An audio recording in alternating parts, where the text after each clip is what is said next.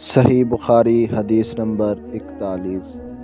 انہوں نے رسول اللہ صلی اللہ علیہ وآلہ وسلم کو یہ ارشاد فرماتے ہوئے سنا کہ جب ایک بندہ مسلمان ہو جائے اور اس کا اسلام عمدہ ہو، یقین و خلوص کے ساتھ ہو، تو اللہ اس کے گناہ کو جو اس نے اس اسلام لانے سے پہلے کیا معاف فرما دیتا ہے۔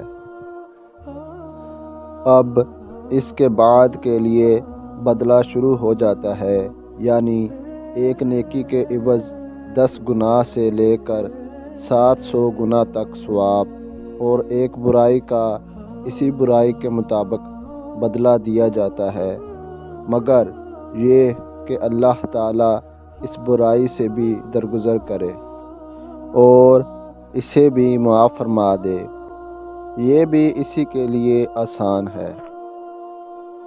تو اگر میری ویڈیو اچھی لگی ہے تو اسے لائک کریں، اور اگر چینل پر نیو ہے تو پلیز سبسکرائب کریں۔ ہمارے چینل پر صحیح مسلم کی احادیث اور مختصر شارٹس میں واقعات آتے رہتے ہیں، آپ ہمارے چینل کو ضرور وزٹ کریں۔